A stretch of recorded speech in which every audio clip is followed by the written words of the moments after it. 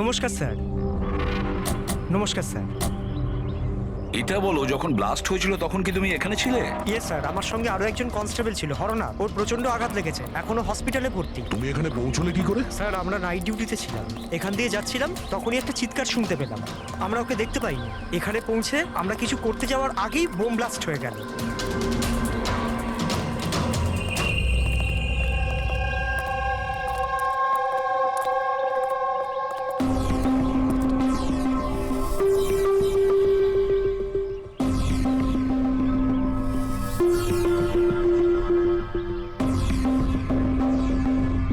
একটা কথা বলো আমায়, যখন তুমি এখানে এসেছিলে তখন তুমি এখান থেকে কাউকে যেতে দেখেছিলে বা পালাতে দেখেছিলে?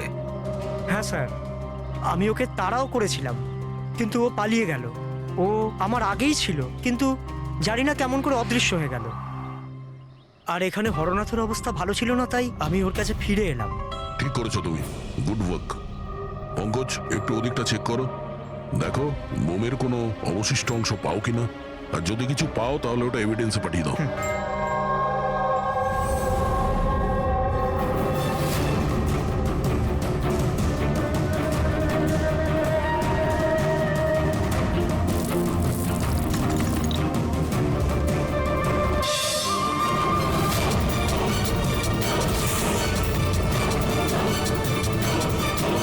স্যার,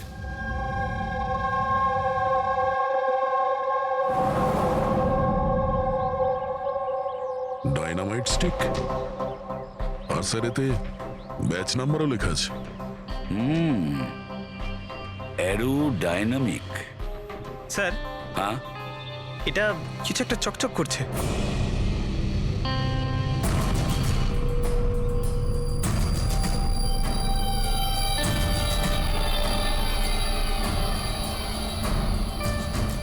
দেখি একটু।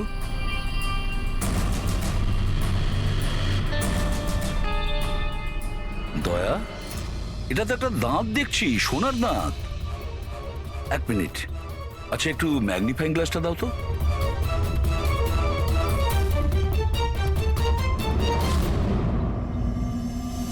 দয়া, দেখো এতে কিছু লেখা আছে।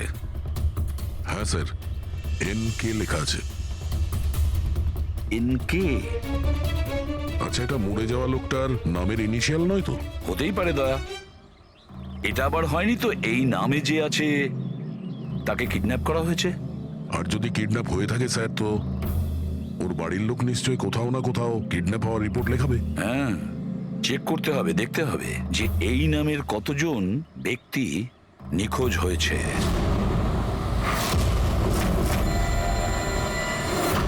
Yes sir. লোকাল পুলিশ থেকে জানা গেছে যে মিসিং কমপ্লেইন্ট নবীন কুমারের। নবীন কুমারের স্ত্রীর সঙ্গে আমি ফোনে কথা বলেছি। উনি বলেছেন যে এই নবীন কুমারের একটা দাঁত সোনার ছিল। আচ্ছা স্যার, নবীন কুমার কে? শহরের বাইরে ওনার একটা পেইন্টের ফ্যাক্টরি আছে, আর কিছুদিন আগে ওনার একটা নিউজ কভারেজ ছিল। নিউজে? কি ব্যাপারে স্যার? কিছুক্ষণের মধ্যেই জানা যাবে। আচ্ছা দেখো, এই নবীনের বাড়ির ঠিকানা আমি তোমাকে পাঠিয়েছি, আর তাছাড়া ওনার স্ত্রীকেও এই বিষয়ে আমি জানিয়েছি। আর যদি আমার ধারণা ঠিক হয়ে থাকে তাহলে অভিজিৎ, নিশ্চয়ই মিডিয়ার লোক ওখানে তোমার আগে পৌঁছে যাবে। অনেক ঝামেলা আছে, সামলে নিও। ঠিক আছে, আমরা দেখে নিচ্ছি। ইয়া, হ্যাঁ, নবীন কুমারের বাড়ি যেতে হবে। স্যার অ্যাড্রেস পাঠাচ্ছেন। নবীন কুমার মুর্দাবাদ! নবীন কুমার মুর্দাবাদ! নবীন কুমার মুর্দাবাদ! নবীন কুমার মুর্দাবাদ! নবীন কুমার মুর্দাবাদ! নবীন কুমার মুর্দাবাদ! নবীন কুমার মুর্দাবাদ! নবীন কুমার স্যার স্যার স্যার, আপনি কি নবীন কুমারকে পরে, arrest পরে। করতে গেছেন, স্যার? পরে বলছি। স্যার, CID পরে আপনারা আমাদেরকে কাজ করতে দিন, প্লিজ। কিছু বলুন, ম্যাম। আপনারা দেখি সরে যান, নিচ্ছেন। যেতে দিন দেখি। সরে যান, সরে যান বলছি। দেখুন, এইসব কিছু বন্ধ করুন আপনারা। দাঁড়ান। নাটক? স্যার, নাটক তো নবীন কুমার রচিয়ে রেখেছে আমাদের এই শহরে। স্যার, ওরা সবাই নবীন কুমার মারা গেছেন। He is no more. এই লোকটা মেরেছে আমার স্বামীকে। খুনি এরা সবাই। এবার বলবে নাকি জেলে ঢুকিয়ে দেবো? বলো, কেন করছো এইসব? স্যার, আমরা মারিনি স্যার। স্যার, নবীন কুমারের রঙের ফ্যাক্টরি আছে স্যার। যেখানে প্রতিদিন 1000 টনেরও বেশি বিষাক্ত আবর্জনা নদীতে ফেলা হয় স্যার। স্যার আমরা তো আন্দোলনকারী, আমরা ওনার এগেইনস্টে আন্দোলন করছি স্যার। বিশ্বাস করুন আমরা ক্রিমিনাল নই, আমরা সোশ্যাল ওয়ার্কার স্যার। মিথ্যে কথা, মিথ্যে বলছে। হুমকি দিয়ে রেখেছিল এই আমার স্বামীকে, রোজ রোজ হুমকি দিত। না স্যার, আমি কোনো ধমকি দিতাম না, সে তো কোনো অন্য লোক স্যার। কারা? কাদের কথা বলছো? স্যার ওরা সেই সব লোকগুলোই যারা সোশ্যাল সার্ভিসের নামে খারাপ কাজ করে, ল ইন অর্ডারের মিসইউজ করে স্যার। স্যার আমি আর আমাদের প্রোটেস্টার্স আমাদের মধ্যে কেউ নয় স্যার। কি ধরনের হুমকি আসতো আপনার স্বামীর কাছে? কি হয়েছিল? এ নাও চা। আরে বাহ, গরম গরম চা। আচ্ছা ওই এনজিওটার কি হলো? ওই এনজিও তো বিরক্ত করে মারছে, ফ্যাক্টরিতে ওয়ার্কার্সদের কাজ করতে দিচ্ছে না। এখন তো জল অনেক দূর গড়িয়ে গেছে, মনে হচ্ছে পুলিশকে ডাকতে হবে। শোনো, বাহ নবীন বাবু, আপনাদের মতো সৎ লোক আবার পুলিশদের কাছে যাচ্ছে নাকি? তুমি ভেতরে কি করে এলে? আপনাকে মনে করাতে এসেছি যে আপনি যেটা করছেন সেটা ভুল করছেন। এখনো সময় আছে, শুধরে যান। শাট আপ, বেশি তর্ক করো না, এখন এই ঘর থেকে বেরিয়ে যাও। I said get out. আর কোথায় কোথায় ঢুকতে দেবেন না, আর কাকে কাকে আটকাবেন। আমাদের মতো লোক আপনাদের মতো লোককে ভয় পায় না, বুঝতে পেরেছেন? আর কেন জানেন? কারণ আমরা আপনাদের মতো খারাপ কাজ করি না। আজ তো আমি আপনার ঘরে ঢুকেছি। যদি আপনি আপনার স্বার্থের জন্য অসহায় মানুষদের জীবন নিয়ে খেলা যদি বন্ধ না করেন, তাহলে আপনার ফ্যাক্টরিতেও ঢুকবো। তোমাদের মতো গুন্ডাদেরকে না আমি সিধে করতে পারি, আর এই ফালতু ধমকিগুলো না অন্য কাউকে গিয়ে দেবে। আমার যা করার আমি তাই করব, আর তোমার যা করার করে নাও। আমি ধমকি দিচ্ছি না, বোঝাচ্ছি। যদি এই উল্টোপাল্টা কাজ বন্ধ না করেন, তাহলে আপনার ফ্যাক্টরি তো আমি বন্ধ করিয়েই ছাড়ব। তুই আমার ফ্যাক্টরি বন্ধ করবি? হ্যাঁ, ফ্যাক্টরি বন্ধ করবি তুই আমার? শোনো, শোনো প্লিজ, প্লিজ তুমি শান্ত হও। আর আপনি ওকে বিরক্ত করা বন্ধ করুন। আপনি যান এখান থেকে প্লিজ। প্লিজ বলছো তুমি একে? হ্যাঁ, আমি তোকে লাথি মেরে বার করে দেবো। চল। এটা কোত্থেকে আওয়াজ এলো?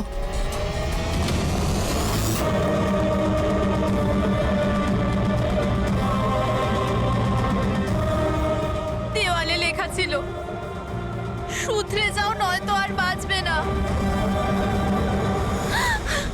আর শেষ পর্যন্ত মেরে ফেললো এরা নবীনকে। এই লোকটা মেরে ফেলেছে আমার স্বামীকে। বিশ্বাস করুন স্যার, আমি সত্যি বলছি, আমি কিছু করিনি স্যার। যে করেছে তাদের কথা স্যার বলো। নিশ্চয়ই, কেন বলবো না স্যার। স্যার ওনার জন্যই তো আজকে আমরা ফেসেছি স্যার। স্যার আমরা প্রোটেস্টার, আমরা সোশ্যাল এনভায়রনমেন্টের জন্য প্রোটেস্ট করি স্যার। স্যার ওরা অনেকটা নিচে নামতে পারে স্যার। চিনতে পারবে তাদের? নিশ্চয়ই, কেন নয়, কিন্তু আমাদের সেফটির কি স্যার? ওরা অনেক খারাপ লোক স্যার। ডোন্ট ওয়ারি, তোমার কিছু হবে না। শুধু নামেই সোশ্যাল ওয়ার্কার ওরা, ক্রিমিনালস ওরা তিনজনেই। ক্রিমিনাল? আর এটা তুমি কি করে জানলে? আমি কি, এটা সবাই জানে যে ওদের উপর কতগুলো কেস চলছে। সবসময় ওরা বেলেই বাইরে এসেছে স্যার। ওই মানুষটা নিজেকে পরিবেশের রক্ষাকর্তা বলে, নেচার গার্ডিয়ান। স্যার সবার প্রথমে ওই দিন কর। নবীনের মতো লোকের সব জায়গায় শত্রুই থাকবে স্যার। ওই বলে না স্যার, যেমন কর্ম তেমন ফল। তার মানে হ্যাঁ? কি বলতে চাইছো তুমি? কত নিরীহ মানুষের জীবন নষ্ট করেছে ও। হতে পারে তাদের মধ্যে থেকে কেউ বদলা নিয়েছে। তাদের মধ্যে কেউ কেন, বরং আমি তো বলছিলাম যে প্রতিশোধ তুমি নিয়েছো, তুমি ওকে মেরেছো। না স্যার, আমার সাথে ওর কোনো ব্যক্তিগত শত্রুতা ছিল না। আমি ওকে কেন মারবো? কারণ নবীনের কার্যকলাপে তুমি ক্ষুব্ধ ছিলে। কেন? স্যার যদি আমায় এরম কিছু করতেই হতো তাহলে আমি অনেক আগেই করে ফেলতাম। নবীন না জানি কত বছর ধরে আমাদের পরিবেশ দূষিত করছিল। তোমরা নিশ্চয়ই খুব আনন্দ পেয়েছো মিস্টার নবীন মারা গেছে শুনে। অন্য কেউ তোমাদের কাজ করে দিয়েছে কি? না স্যার, আমার ওর প্রতি কোনো মায়া ছিল না, কিন্তু আমি ওকে মারিনি। আমরা কি করে বুঝবো যে তুমি সত্যি বলছো? স্যার যে সময়ের কথা আপনি বলছেন, ওই সময় আমি ইউনিভার্সিটিতে লেকচার দিচ্ছিলাম। আপনি চাইলে ওই প্রফেসর দেশাইয়ের সঙ্গে কথা বলতে পারেন। ওই সময় আমি ওখানেই ছিলাম। স্যার পল্লবী, ওকে প্রায় দিনই দেখা যায় নিউজে কারুর না কারুর সাথে ঝগড়া করতে। স্যার সোশ্যাল ওয়ার্কের ফিল্ডে আপনি যে কোনো কাউকে জিজ্ঞাসা করুন ওর ব্যাপারে, সবাই জানে যে ও কিরকম, ও নিজের টিম দিয়ে কিরকম উল্টোপাল্টা কাজ করায়। হ্যাঁ তো আমি ট্রেড অ্যাকাউন্ট করি, সোজাভাবে বললে লোকে বুঝতে পারে কই।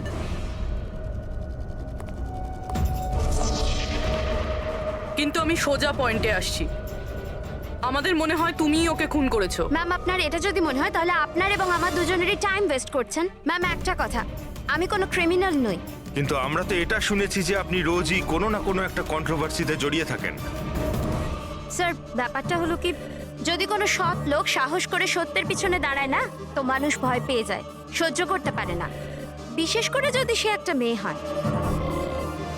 আপনি তো জানেনই সোসাইটির কি মেন্টালিটি।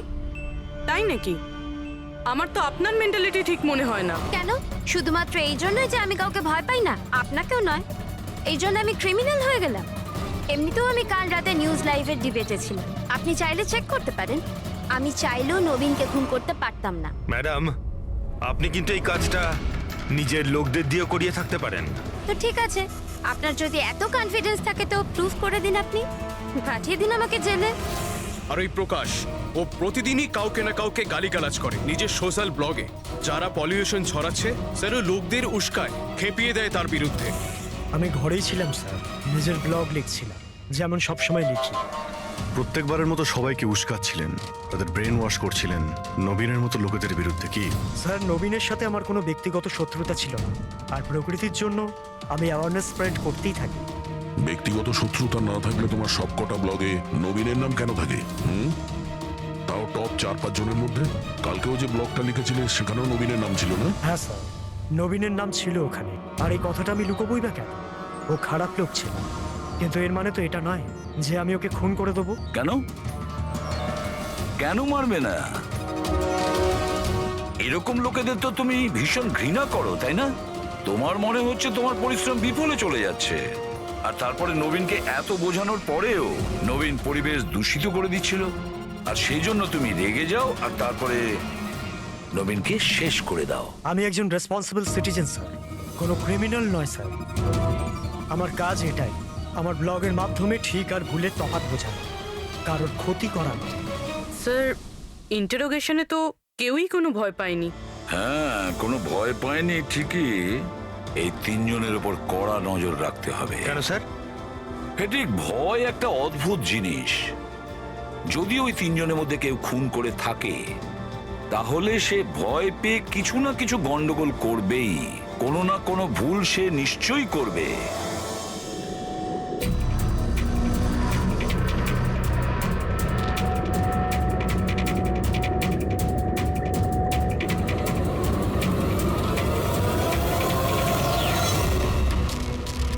সারিকা, দেখো এটার উপর কোনো ফিঙ্গারপ্রিন্ট আছে কিনা, চেক করো।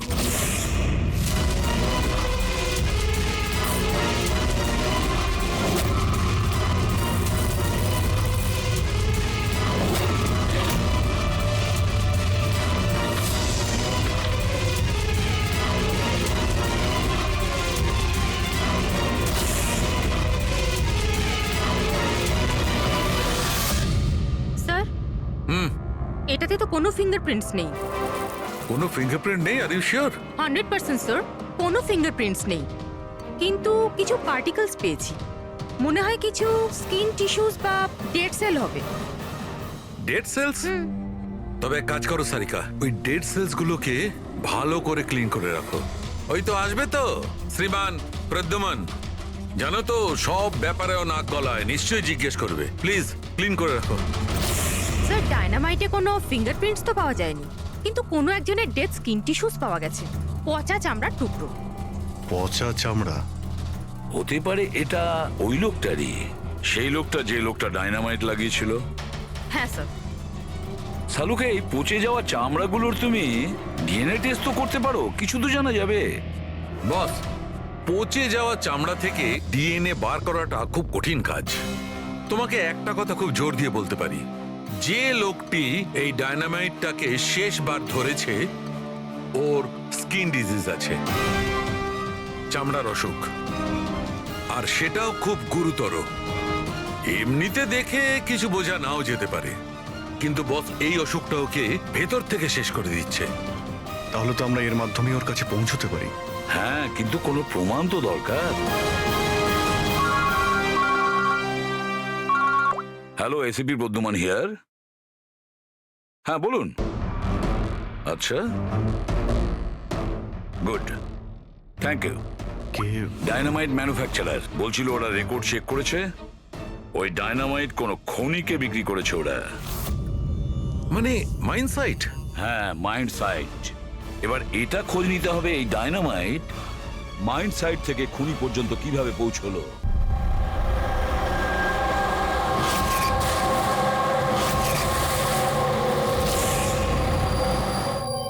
একটা ডাইনামাইট ওইদিকে লাগাও, ঠিক আছে? আর আরেকটা 50 মিটার দূরে ওইখানে লাগাও। হ্যাঁ স্যার। আর একটা ওইদিকেও লাগাতে পারো। আচ্ছা, স্যার। একটা সোজা লাগাও ওইখানে, একদম 50 মিটার দূরে। আর এই 6 সেকেন্ড পরে ব্লাস্টগুলো হবে। ঠিক আছে স্যার। ওকে। আর কোথায় লাগানো যায়? ওইখানে মাঝখানে ফিট করা যাবে কি? এক্সকিউজ মি, আপনার নাম বিনীত? ইয়েস। আপনারা কারা? আপনি এই সাইটের ম্যানেজার? কিন্তু ব্যাপারটা কি বলুন তো? দেখুন বিনীত বাবু, যখন ম্যানুফ্যাকচারিং কোম্পানি থেকে ডায়নামাইট আপনাদের এখানে আসে, মানে এই সাইটে, মাইন্ড সাইটে, সেটার ইনচার্জ তো আপনিই হবেন, তাই না? ইনচার্জ তো আমি, কিন্তু কনসাইনমেন্টের পরে অপারেটর টিমও কিন্তু এটা হ্যান্ডেল করে। আমি এটা একা সামলাই না। আমরা জিজ্ঞেস করেছি আপনাকে যে ডায়নামাইট কে সামলায়। একটু এই ডায়নামাইট স্টিকটাকে দেখুন। আচ্ছা, ব্যাচ নাম্বার দেখে আপনি কি বলতে পারেন এই লটের বাকি ডায়নামাইট স্টিকগুলো কোথায় আছে? স্যার, এটা লাস্ট কনসেলমেন্টের মনে হচ্ছে, এখনো ব্যবহার হয়নি, গুদামে পড়ে আছে। চলো দেখাও। বিনীত, যখন ডায়নামাইটের কনসাইনমেন্ট এখানে আসে, সেটাকে চেক তুমি নিশ্চয়ই করো, তুমি তো ইনচার্জ, তাই না? হ্যাঁ হ্যাঁ হ্যাঁ, অফকোর্স স্যার। আচ্ছা, আপনার এই ব্যাচের কনসাইনমেন্ট নিয়ে কোনো গন্ডগোল মনে হচ্ছে? গন্ডগোল? না না, নর্মালি তো ছিল, যেরকম হয় আর কি। কিন্তু আপনি এটা জিজ্ঞেস করছেন কেন? নর্মাল আছে তো, যেমনটা থাকে। প্রতিটা বক্সে 10টা করে লেখা আছে স্যার। এটা খুলে দেখো তো কতগুলো আছে, গোনো।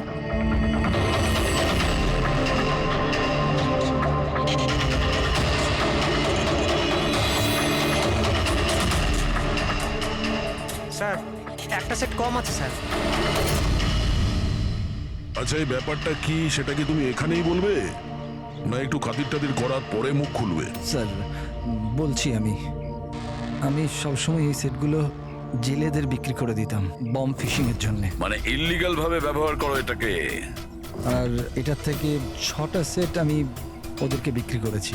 যাকে বিক্রি করেছো তাকে চেনো নিশ্চয়ই? স্যার, ও আমার রেগুলার কাস্টমার ছিল না, ও প্রথমবার এসেছিল। আর আমি ওর মুখটাও ভালো করে দেখিনি, কিন্তু স্যার ওর হাতের চামড়াগুলো অদ্ভুত রকমের হয়ে গেছিল, বোধহয় ও অসুস্থ ছিল। এর মধ্যে কাউকে চেনো? না স্যার, আমার মনে হয় না এদের মধ্যে কেউ ছিল। আরো একবার ভালো করে দেখো, হতে পারে ছদ্মবেশে এসছে। না স্যার, এদের মধ্যে কেউ নাই। ঠিক আছে, হয়তো আবার দ্বিতীয়বার দেখা হবে। স্যার, আমার মনে হচ্ছে যে আমাদের ওই লোকেদের লিস্ট বানাতে হবে যাদের এই ধরনের রোগ আছে। জানি ব্যাপারটা খুব মুশকিলের, কিন্তু ট্রাই তো করা যেতে পারে। না না, ট্রাই তো করতেই হবে দয়া। প্রত্যেকটা বড় বড় হসপিটাল আর ছোটখাটো নার্সিং হোম এবং ক্লিনিকগুলোতে গিয়েও খোঁজ নাও এরকম রোগের পেশেন্টের ব্যাপারে। হতে পারে আমাদের ভাগ্য যদি ভালো থাকে, কিছু প্রমাণ আমরা পেয়ে যাব। Sir, let's go.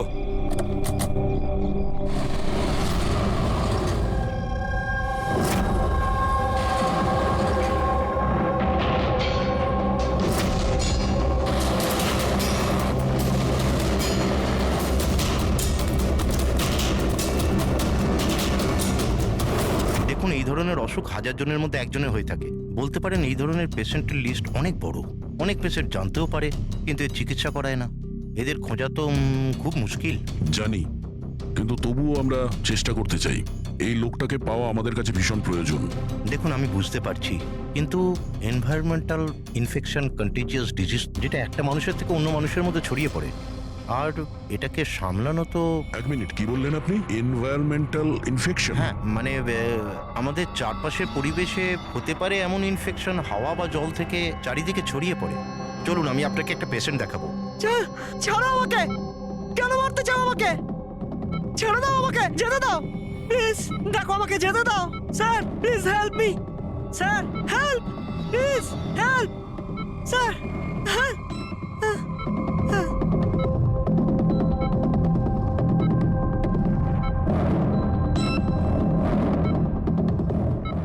এটা এটা এনভায়রনমেন্টাল ইনফেকশনের কেস। নিউরোলজিক্যাল ইনস্টেবিলিটি এই ধরনের অসুখ সাধারণত পেশেন্টের মাথা ধীরে ধীরে খারাপ করে দেয়।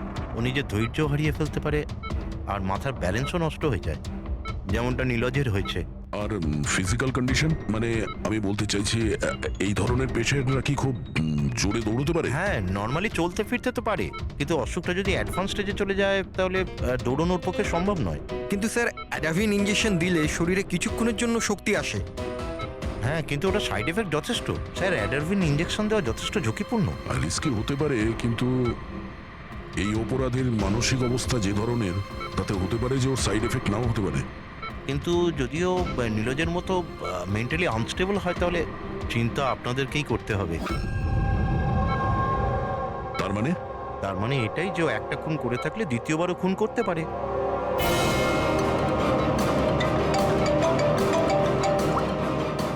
হ্যাঁ স্যার। কি প্রকাশ পঙ্কজকে ফাঁকি দিয়ে পালিয়ে গেছে? ও নো, ঠিক আছে, আমি দেখছি। হতে পারে প্রকাশ ভয় পেয়ে পালিয়ে গেছে, না হলে দ্বিতীয় মার্ডারের পরিকল্পনা করছে।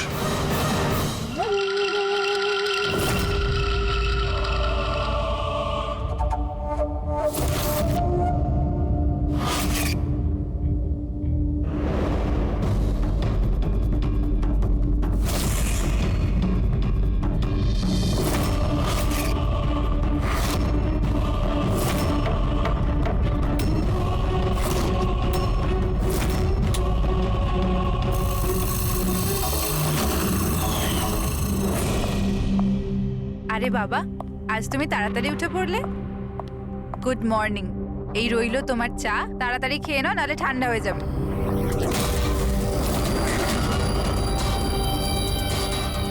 এটা কার পা?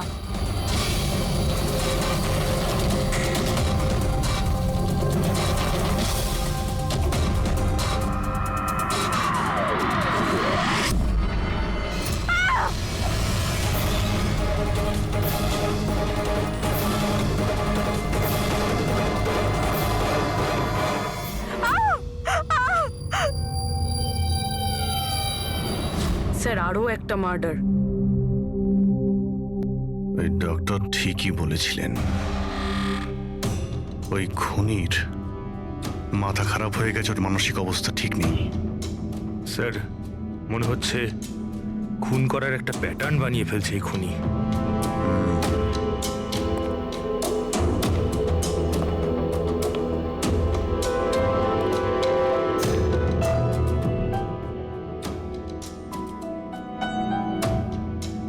এনার উপরে ব্লেম এটাই যে উনি নেচারকে ক্ষতি করছেন। ইল্লিগাল ডিফরেস্টেশন, জমি হাতানোর জন্য ইল্লিগালি গাছ কেটে ফেলা। ওই খুনি এনার সঙ্গেও তাই করেছে। আর তাও প্রকাশ উধাও হয়ে যাওয়ার ঠিক পরেই। ওয়েপেন কি ব্যবহার করেছে? 100% চেইন স, না হলে হাড়ের সঙ্গে মাংসকে এইভাবে কেটে বডিটাকে দু টুকরো করা এত সহজ নয়। স্যার, যদি চেন স ব্যবহার করেই থাকে তাহলে আওয়াজ নিশ্চয়ই হয়েছিল। বাড়িতে কেউ না কেউ তো শুনবে। রাতে কে কে ছিল?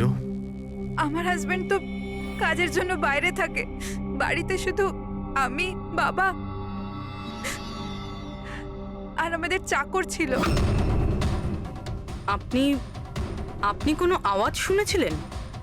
না, কোনো আওয়াজ শুনতে পাইনি। রামানন্দবাবুর কারোর সাথে শত্রুতা বা কেউ কোনোদিন হুমকি দিয়েছিলেন ওনাকে?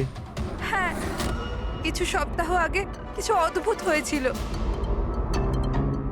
বাবাকে কেউ ধমকাচ্ছিল, আর বাড়ির বাইরে দেওয়ালে কেউ কিছু লিখে দিয়েছিল যে শুধরে যাও, না হলে তোমার সাথে ওরকমই হবে যেটা তুমি গাছের সাথে করো। স্যার, এক্স্যাক্টলি যেরকম নবীনের কেসে হয়েছিল।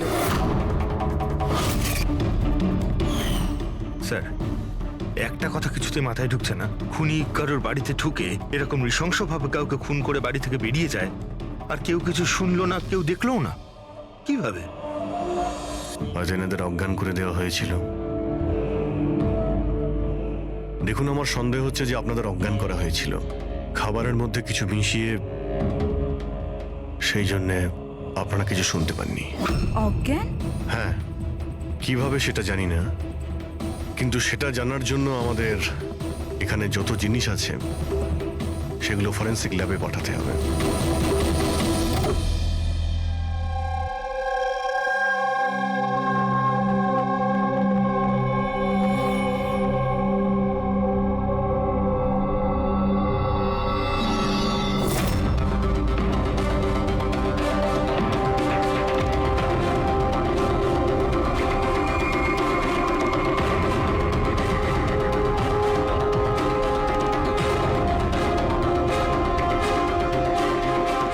স্যার, বাড়িতে যত রকম খাবার জিনিস ছিল চেক করে নিয়েছি, আর পানিও।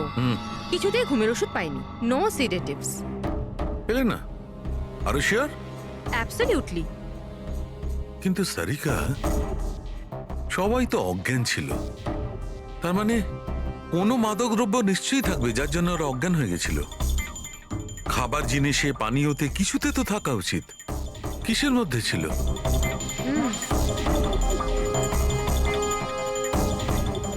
হ্যাঁ, মাদক দ্রব্য ছিল। এই এসিটার মধ্যে। এসিতে? ইয়েস, এই এসিতে মাদকদ্রব্য মেশানো হয়েছিল, আর এর হাওয়াটা ঘরের মধ্যে ঢোকা মাত্র মাদকদ্রব্য ছড়িয়ে পড়ে আর সবাই অজ্ঞান হয়ে যায়। হ্যাঁ। Check it. ইয়েস।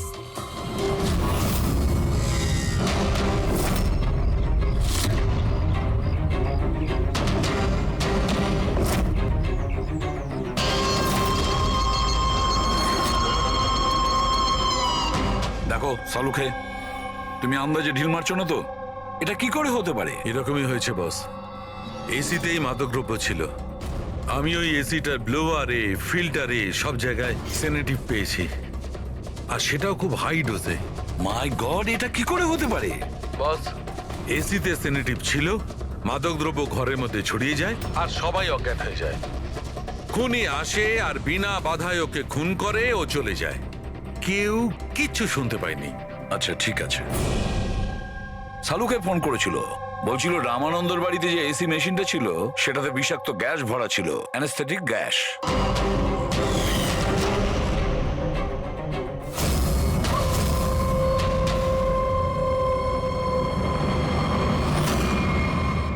অ্যানাস্থেশিয়া দিয়ে লোকেদের ট্রিটমেন্ট করা হয় শুনেছি। আরে তো এই খুনি তো দেখছি বেশ ধূর্ত। প্রকাশের ব্যাপারে কি জানতে পেরেছো? স্যার, কিছু জানতে তো পারিনি, বাট আই এম শিওর পরের খুনের প্ল্যান করছে।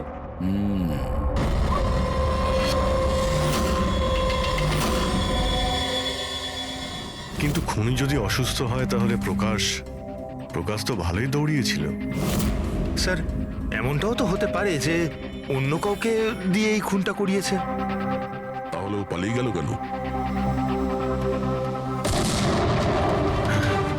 এই শব্দটা কিসের? চলো তো।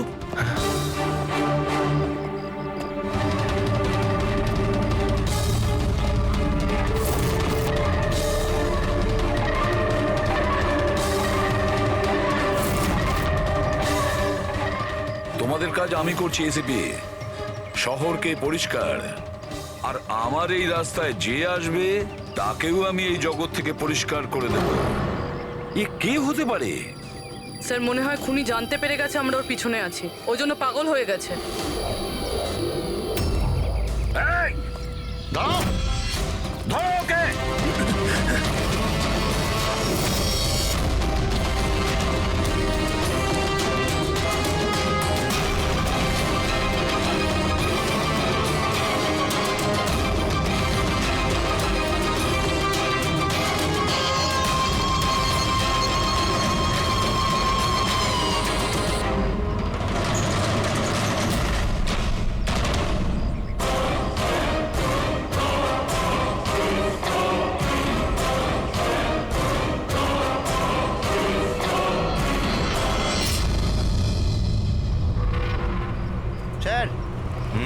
সিআইডি থেকেই লিস্ট এসছে।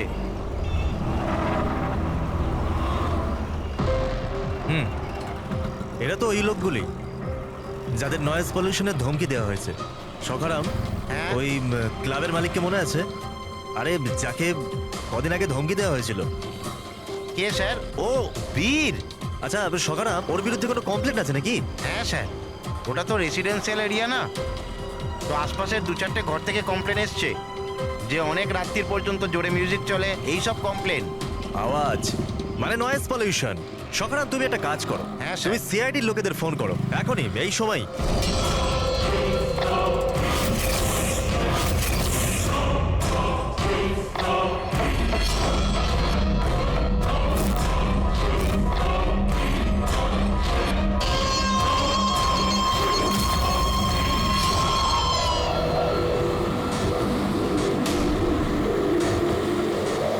তাড়াতাড়ি করো অভিজিৎ, তাড়াতাড়ি। স্যার আমরা অন দা ওয়ে। ও নাইট ক্লাবের মালিক, ওর নাম বীর। কিন্তু স্যার ব্যাপারটা কি? দয়া, লোকাল ইন্সপেক্টর থেকে জানা গেছে বীরকেও একই রকম হুমকি দেওয়া হয়েছে, আর সেটাও শব্দ দূষণ করার জন্য। সরি স্যার, কিন্তু নয়েজ পলিউশন এটা একটু বেশি হয়ে গেল না?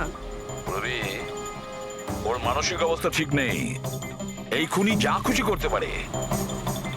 ডোন্ট ওয়ারি স্যার, ওই খুনি যদি ওখানে থাকে তাহলে এবারে আর আমাদের হাত থেকে বাঁচবে না স্যার। এই প্রকাশ কিন্তু এখনো নিখোঁজ, আর বীরের প্রাণ সংশয় রয়েছে। যে করেই হোক ওকে সুস্থ আর নিরাপদে আমাদের এখানে নিয়ে এসো।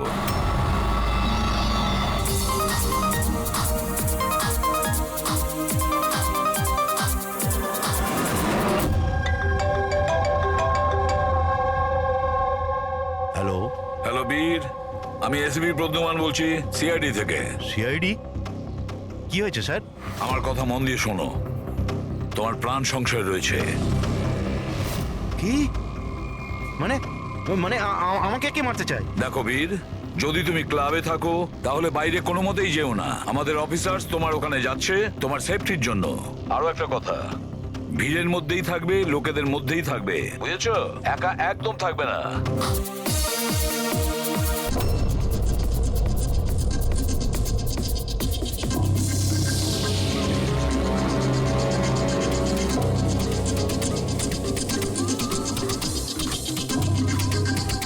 দেখো, আমি আমার কেবিনে যাচ্ছি, ঠিক আছে? আর কাউকে ভেতরে আসতে দেবে না, বুঝেছো? কাউকেই ভেতরে আসতে দেবে না।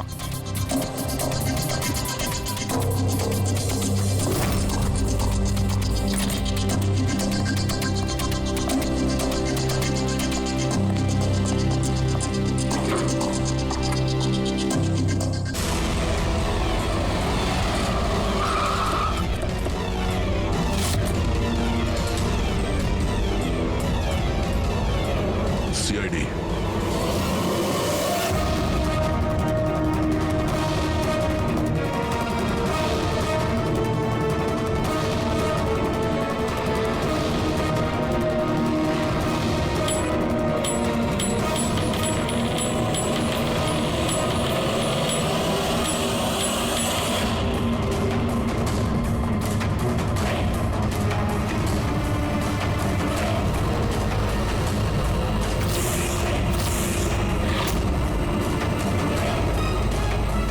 এই ভাই শোনো, এদিকে এসো।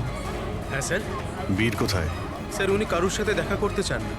আমরা সিআইডি থেকে আসছি। কোথায় ও? আসুন স্যার।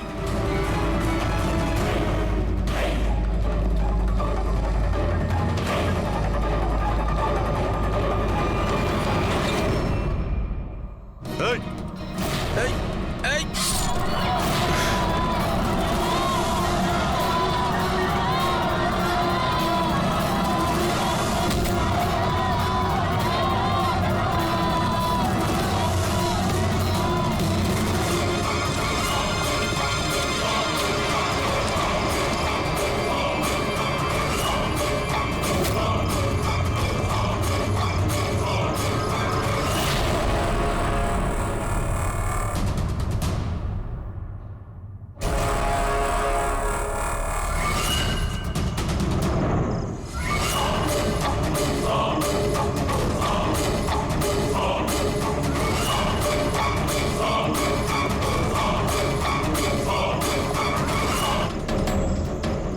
গেল কোথায়?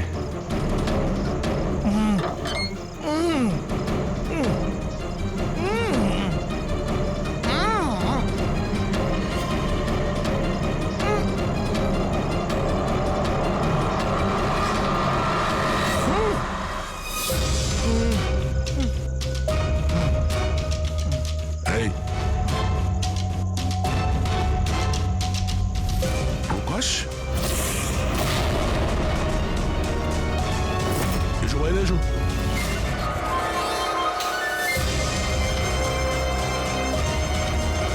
তুমি এখানে কি করছিলে? হ্যাঁ, আমাদের হাত থেকে বাঁচার জন্য কি এইসব করছিলে? না অভিজিৎ, মনে তো হচ্ছে না। এর হাত পা বাঁধা ছিল, মনে হচ্ছে কেউ হাত পা বেঁধে ওকে এখানে ফেলে দিয়েছে। রবি, এসপি স্যারকে ফোন করে বলো যে প্রকাশকে পাওয়া গেছে, আর ওর একটু ফার্স্ট এড করে দাও। স্যার যাও। চলুন। বুঝতে পারছি না প্রত্যেকবারও পালিয়ে যাচ্ছে কি করে। ও কোথায় লুকিয়ে পড়ছে? হয় ও আকাশে উড়ে গেছে, না হলে মাটিতে ঢুকে গেছে।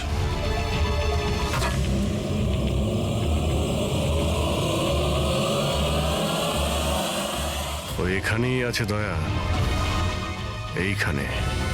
কি? এইখানে।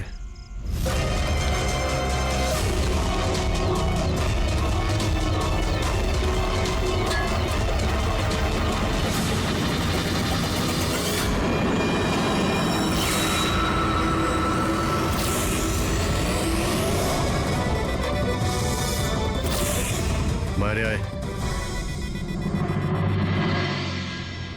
কি খুন করার সময় নিজের হাত তো কাঁপেনি, এখন কেন কাঁপছে? জেলে যাবার ভয়? এই অ্যাড্রিনালিনের অ্যাকশন শেষ হয়ে গেছে। হ্যাঁ? যে ইঞ্জেকশন নিয়ে তুমি পালাচ্ছিলে তার কাজ কিন্তু শেষ হয়ে এসেছে। এবার তুমি মুখ খুলবে নাকি মুখ খোলার জন্য একটা ইঞ্জেকশন দিতে হবে? আমি কোনো মজা পাই না ইঞ্জেকশন নিতে। এটা আমার এক বাধ্যতা, যেটা আমাকে নিতে হয়। একটা সময় ছিল যখন আমি শক্তিশালী এবং মজবুত ছিলাম, কিন্তু আমার একদিন খারাপ সময় এলো আর আমি একটা রোগে আক্রান্ত হলাম। ফ্যাক্টরি আর ওখান থেকে নির্গত বিষাক্ত ধোঁয়া আর আবর্জনা, যে পলিউশন ছিল তাতে কয়েক লাখ লোক ইনফেক্টেড ছিল। জানি না রোজ কত পেশেন্ট আসতো। ওদের সাথে থাকতে থাকতে আমিও অসুস্থ হয়ে পড়েছিলাম। এই রোগটা কবে হয়েছিল আপনার? 6 মাস আগে। আর এই 6 মাসে এই রোগ তোমার শরীরের সঙ্গে সঙ্গে তোমার মাথারও ক্ষতি করতে শুরু করে দিয়েছে। তুমি জানো তুমি কি করেছো? হ্যাঁ, আমি কারোর কোনো ক্ষতি করিনি, ক্ষতি করেছে ওরা। হাওয়া, জল সবেতে বিষ মিশিয়ে দিয়েছিল। ব্যাস, তখনই আমি ঠিক করেছিলাম যে লোকেরা আমার এই অবস্থা করেছে তাদের আমি ছাড়বো না। আমি বদলা নিয়েই ছাড়বো। আর সেই কারণে তুমি বিএমসিতে চাকরি নিয়েছিলে, যাতে এই শহরের পুরো ড্রেনেজের নকশাটা তুমি জানতে পারো। তার সুযোগ নিয়ে তুমি ওখান থেকে পালিয়ে যেতে, আর আমাদের মনে হতো যে কোথায় তুমি হঠাৎ করে অদৃশ্য হয়ে গেলে।